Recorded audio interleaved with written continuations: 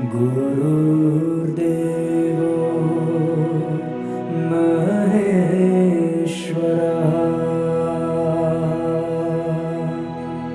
गुरुः साक्षात् परब्रह्म तस्मै श्रीगुरवे नमः तस्मै श्रीगुरवे नमः। ગુરુર વિષ્ણુ, જેમ ભગવાન વિષ્ણુ પાલન પોષણ કરે છે, જગતના પ્રત્યેક જીવની સર્વ પ્રકારે સંભાવના કરે છે, તેમ સાચા ગુરુ પણ મુમુક્ષુઓનું સર્વાંગી પોષણ કરે છે. મહંત સ્વામી મહારાજ આવા સાચા ગુરુ છે. તેઓની પ્રેરણાથી ભક્તોમાં ભક્તિનું સંવર્ધન થાય છે.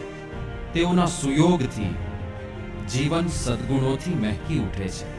મહંત સ્વામી મહારાજનું જીવન પવિત્રતાના શણગારથી સજેલું અત્યંત પરિશુદ્ધ છે. ભક્તોને સહેજે જ તેઓના જીવનમાંથી નિયમ ધર્મની દ્રઢતા રાખવાનું બળ મળી રહે છે.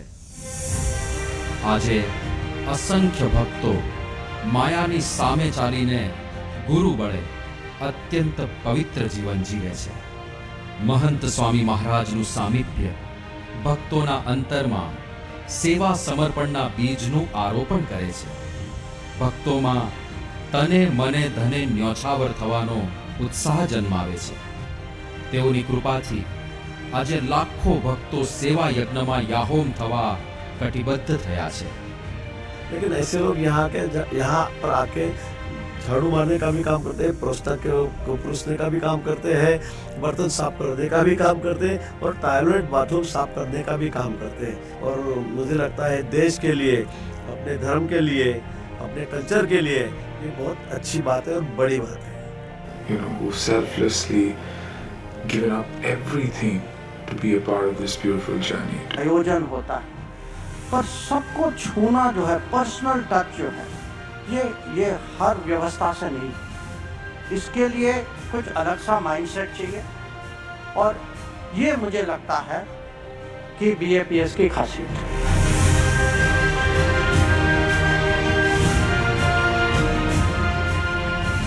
મહંત સ્વામી મહારાજ દ્વારા લખાતા પત્રો પણ ગજબની શક્તિ ધરાવે છે.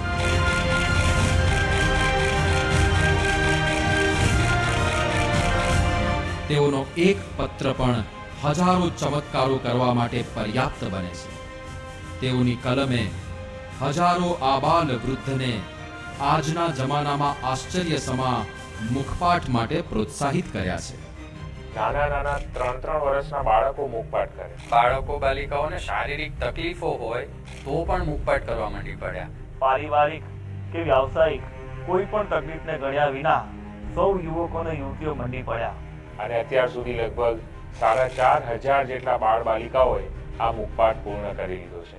2,336 જેટલા યુવક અને યુવતીઓએ આ સંપૂર્ણ ગ્રંથનો મુખપાઠ કર્યો.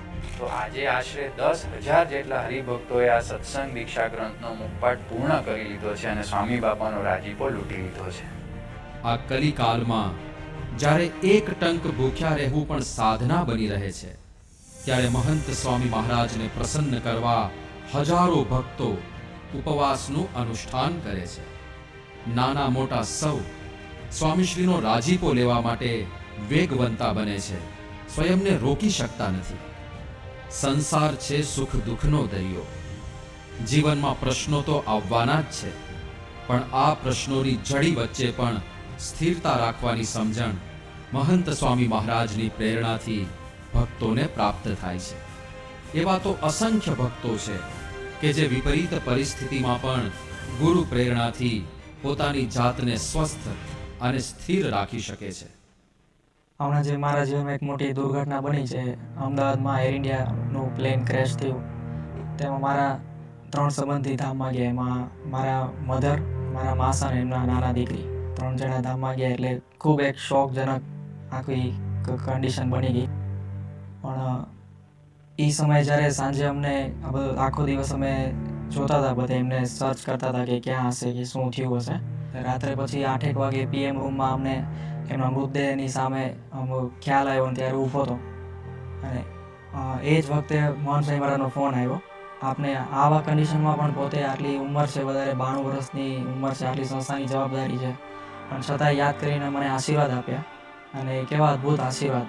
મારાથી તો કંઈ બોલાણું જ નહીં. મને સ્વામીએ કીધું કે એક પ્રાર્થના જે પણ આપની હોય. અને ત્યારે મેં એમ કીધું કે મને તો પ્રતીતિ છે જ કે મારા બધા મધર અને બધા ધામમાં ગયા છે, પણ આપ પણ એવા આશીર્વાદ આપો. ને એમણે પણ એવા આશીર્વાદ આપ્યા કે ધામમાં ગયા છે.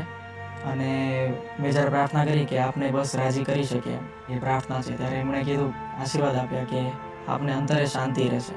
એમના પછી પણ જ્યારે 10-12 દિવસ પછી મધરના અસ્થિ વિસર્જન એ બધો વિધિ પત્યો ત્યારે ભરૂચ મળવા ગયેલા. ત્યારે સંતોએ કીધું કે હવે પરિવારમાં એકલો જ છે, બીજું ફાધર પણ હતા ને પહેલાં ડાયવોર્સ થઈ ગયેલા હતા, અને મધર ધામમાં ગયા. ત્યારે બાપાને મેં કીધું કે બાપા આપ સાથે જ છો એમ. અને એમણે જે ત્યારે અનંત પ્રેમ વરસાવ્યો એમ, એનાથી એક પ્રતીતિ થાય કે સત્પુરુષ સાથે છે, પરમાત્મા અક્ષર બ્રહ્મ, તો એ આપણને સાક્ષાત મળ્યા છે, એનો અનુભવ એમણે કરાવ્યો. એટલે એમની જેટલી અખંડ કૃપા, એનું કોઈ આભાર માની શકાય એમ નથી. આખી ઘટનામાં જે સ્થિરતા રહી એનું મુખ્ય કારણ કે મોહન સાંઈ મહારાજનો પ્રેમ, એમણે આપેલા આશીર્વાદ, એમના સંસ્કારો, એને લીધે આખી સ્થિરતા રહી છે. એમનો ખૂબ ખૂબ આભાર. ખરેખર મહંત સ્વામી મહારાજ મુમુક્ષુઓના સાચા પોષણહાર છે. ભક્તોનું સર્વાંગી પોષણ કરીને આધ્યાત્મિકતાની ઊંચાઈ પર પહોંચાડનાર ગુરુ હરિને કોટી કોટી વંદન.